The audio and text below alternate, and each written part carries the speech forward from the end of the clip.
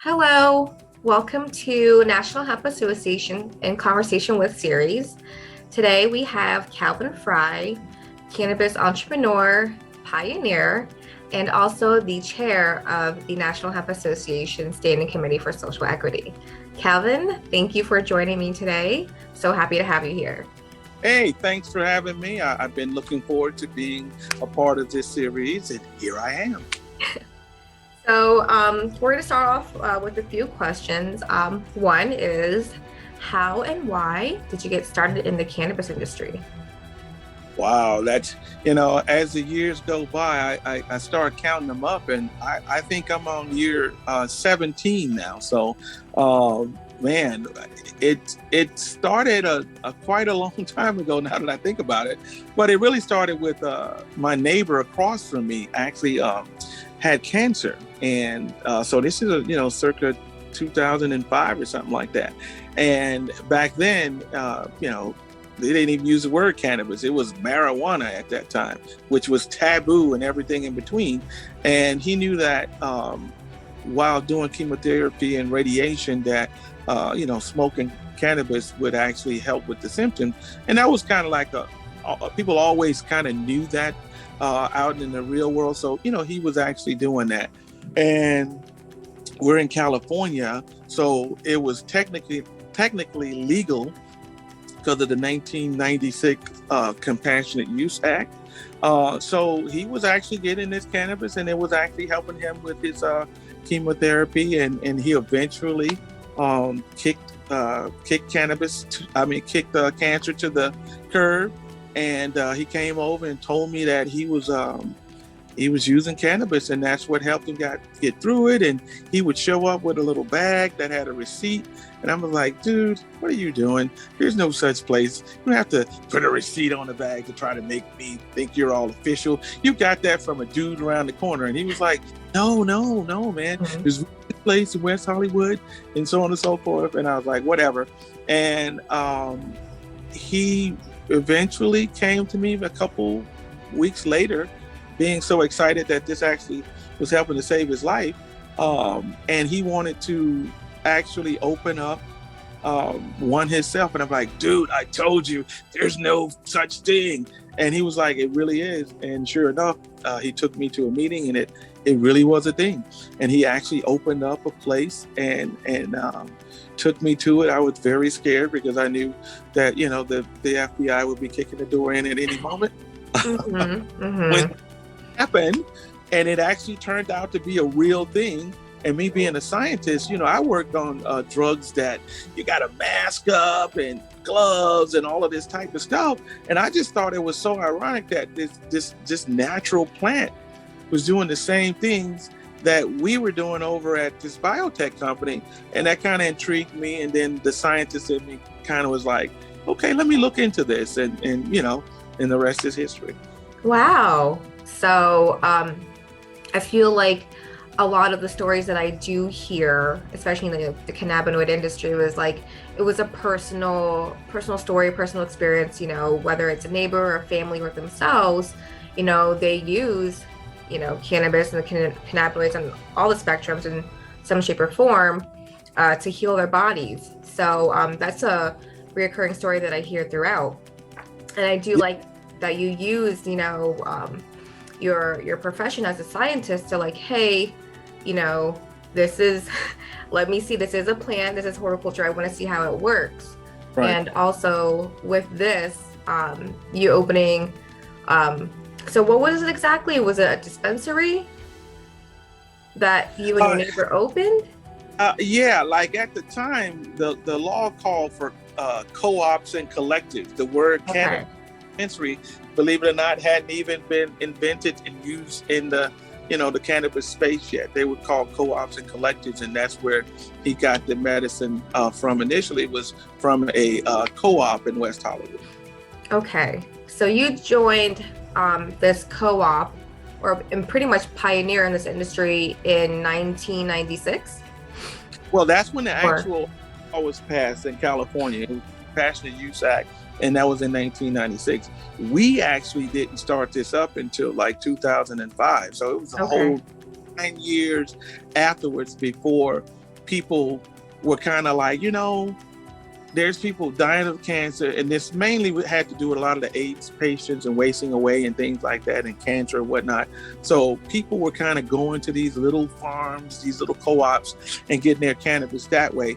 But we were teamed up with Cal Normal and America for Safe Access, and we kind of were like, hey man, like this is useless, kind of like this isn't what this law was about.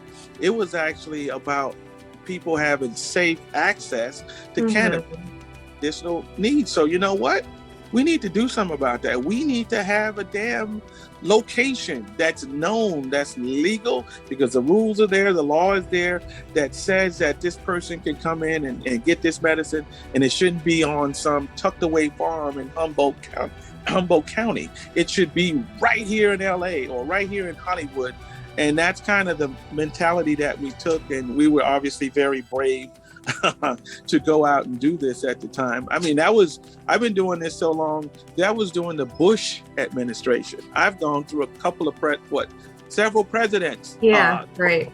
Imagine no one ever even hearing about this, and then attempting to do that during like the Bush administration. Yeah. So it was when I look back at it, sometimes when I'm looking at some of the movies that I participated in, I get the chills like, man, what the hell were you doing, boy? You could have, hell, you crazy dude. But Right. I'm glad that we did do it, because you see what the industry is now. So their pioneers always have to take that chance, and I'm glad that we did. Wow, yeah, I'm glad too. And, as you said, you're not only, a businessman, an entrepreneur, a scientist, you're also a Black man too. So how was that like, back in the 90s, getting involved, in cannabis? Yeah, I mean, I always tell people this story, and I still kind of find it funny. Even when I go and I do keynotes across the country, I'll tell this story. And I'll make it short. It's like when I first did this, can you imagine a Black guy going into Hollywood and going up with a realtor guy and walking in, and you have a Hasidic Jew with his little hat on, and he owns all the real estate around, and you really want to get there. And you got to convince this guy who's probably already stereotyping you from the beginning. I got to convince him that there happens to be first of all, I got to convince him that cannabis actually is medicine. Them that no, there was really a law that passed. And then I got to convince them that I want to open up in this location, a store that's going to sell marijuana. So of course the guy looks at me like, really, dude? Like, I've heard some crazy things in my life, but you are really going to come in here and tell me that you're going to open up a legal dope shop? And that kind of was the mentality. And I wasn't mad at him. I mean, I totally got it. I totally understood that this was something crazy. So luckily I had my realtor, who was a white guy, and he was like, no, Mr. Frye is telling the truth, because in West Hollywood, we actually have some locations, and I've actually put people in locations. So he actually was like, really? And then in his mind, he was like, well, this location you're looking for is really just only 500 square feet. And I've been using it as a closet, pretty much, to store my stuff in. So you know what? I tell you what, Mr. Frye, you have a BTRC, which was a little license that the city gave us. And it really had my name and the name of the business. So he was like, okay, I tell you what do I have to lose? Sure, you get a little spot that I wasn't using for the last 3 years. And if you get shut down, I'm going to keep your security deposit. I'm going to keep this, keep that, whatever. So in his mind, he was like, what do I have to lose? And thank God he did that, because I literally was one of the first groups of people that opened up in Los Angeles. And, really some of the first people to say, hey, we're going to be an actual dispensary, a brick and mortar store with patient and everything. So it was a really big deal that gentleman didn't stereotype me so hard and allowed me to do that. But believe me, because of the industry, because of whatever I was doing, I always had to be like twice as, suit and tie-ish as everything that I did, because I was a black guy, because I was always fighting that stereotype. So that was what, I had to deal with. But, luckily it came out okay. Good. Well, that's glad to hear. And I'm glad that he was able to take that risk of, giving you that space to have a brick and mortar. And with that, I know that you are also a mentor for another nonprofit. Can you explain that and, talk about your volunteer work as well for the youth? Yeah. I mean, I'm actually, I'm a fraternity guy. So I'm actually the scholarship chairman for Omega Psi Phi Fraternity Incorporated out here in Ventura County. So I actually, raise money for scholarship for graduating seniors each year. As a matter of fact, we're finishing up and sending out the award checks as we speak. And I try to volunteer to do as much as I can just in the community around, just because, as an African-American gentleman, again, we need more guys like us that are being put up on a spotlight, that are doing things that are good, because predominantly in this society, when we do good, it's like no spotlight goes there. But the second that there's something that's bad, we're the first face of that. So I've known that, and I've always, I've always kept myself in that way. Even when I opened one of the first dispensaries, there were other dispensaries that had opened up a few here and there, but they were playing rap music, and they had, Snoop Dogg and Bob Marley and all of this stuff happening, and it was that type of vibe, which that's fine for the culture. But for me, as a black man, I knew that I couldn't do that. So I had my dispensary looked exactly like a doctor's office. And in California, we had this station called 94.7 The Wave. It was a smooth jazz station that only played elevator music, and there was no smoking allowed. There was none of that. So when the undercover agents, because we literally had undercover agents back in my day, come in and pretend they're a patient just to look around and see if you're selling cocaine and heroin along with your so-called medicine. So I had all of those types of visits. So I did lots of things to make sure that when they came in, that it was the opposite of what they thought. Okay. And that's kind of what, I always take that mentality with me. And so a lot of the nonprofit things, same thing. I do a lot of that just to show that we can do some good things as well. Yeah, and that's so important, for your community. So you're not only representing, Black men, you're setting an example for the youth, as a role model, and you do have, that type of impact on them. So that's great. So just wanted our listeners to hear that you're doing so much work for the industry and for the community. Right. So what kind of advice would you give, to Black men and women who want to get into the cannabis industry? Unfortunately, some of those stereotypes, we still have to deal with that. Obviously, this is, in the middle of, beginning of August here in 2022, and I don't have to tell you what's going on in the news right now with this country being so polarized when it comes to all of that. So we still have to deal with that.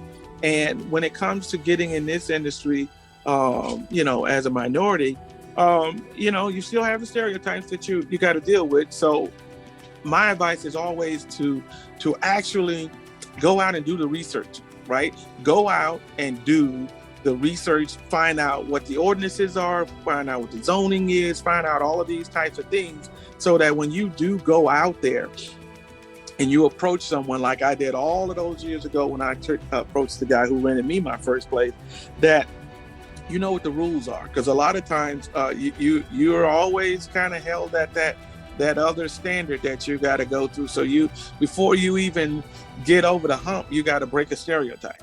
And once you get over the stereotype, then they're gonna at least listen to you and see what you're all about. Now, if you're all about doing what you're supposed to do, then it just makes it that much easier. So my advice is to understand, that there's stereotypes that you have to get over, but that's all good.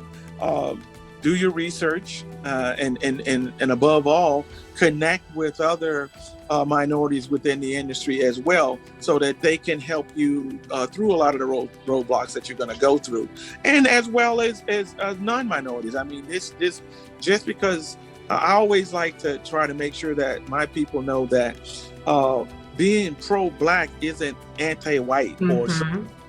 And that's one of the biggest problems I think that we also have in this country, is that it's so polarized that people think that you got to choose a side. It's not about choosing a side.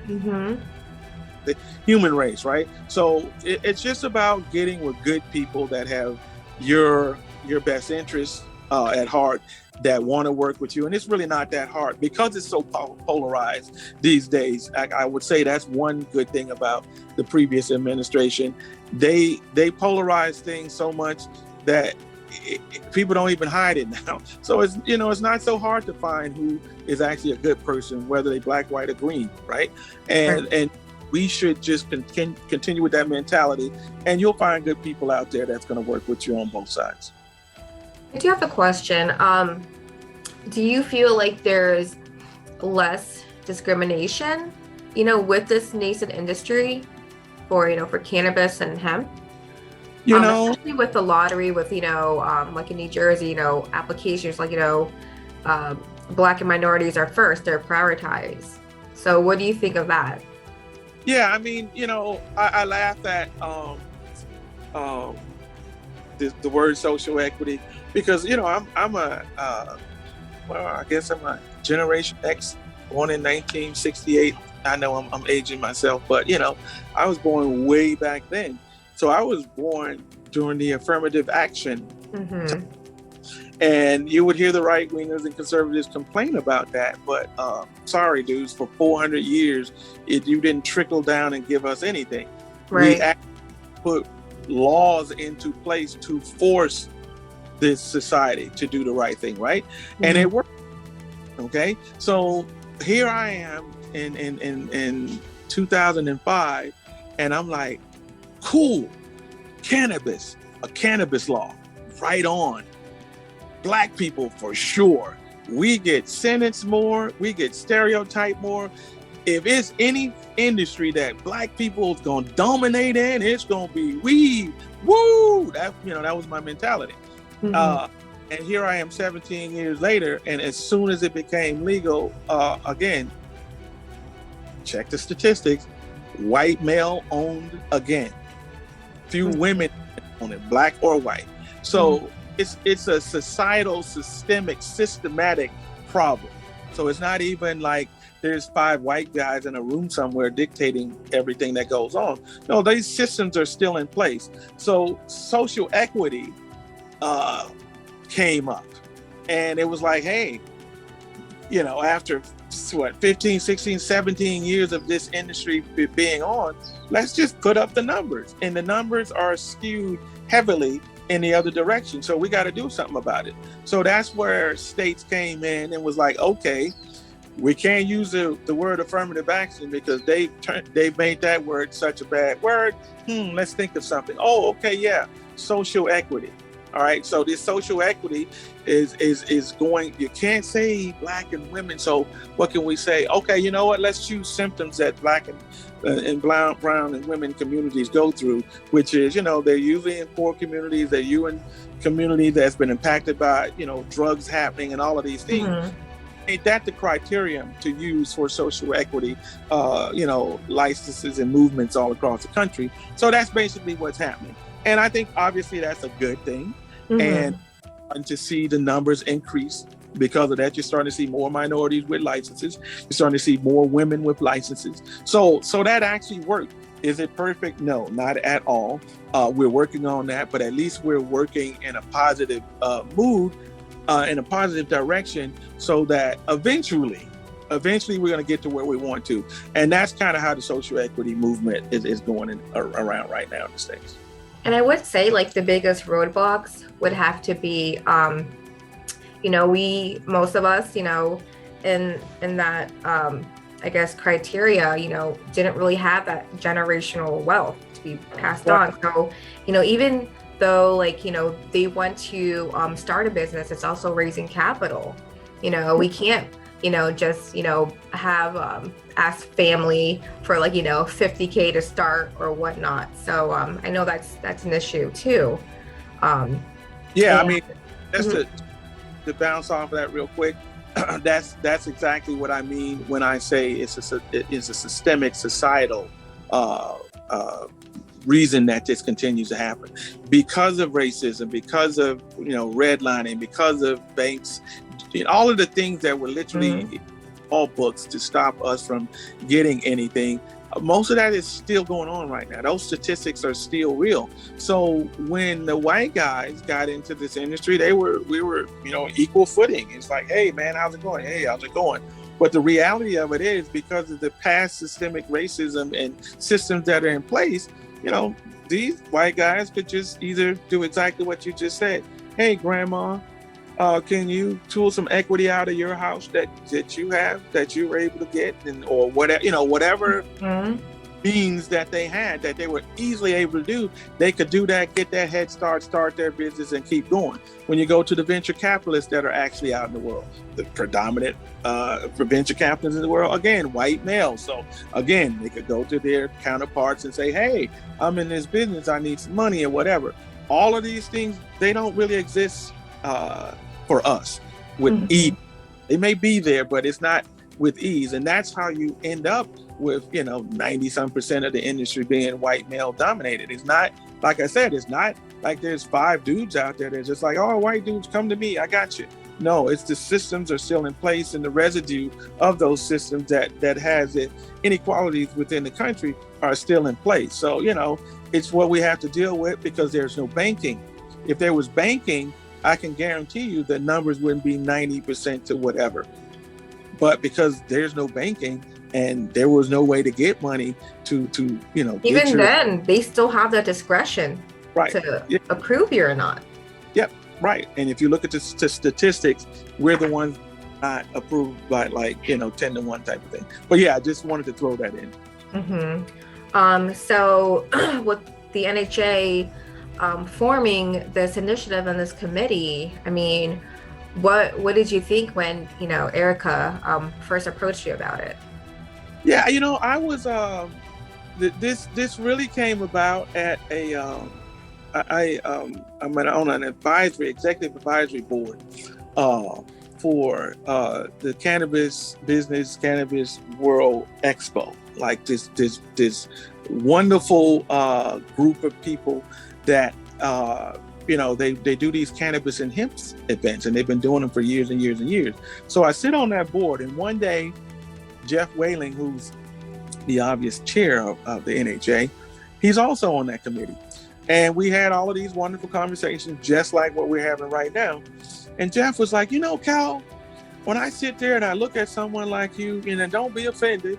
I'm going to ask you this because I'm just curious.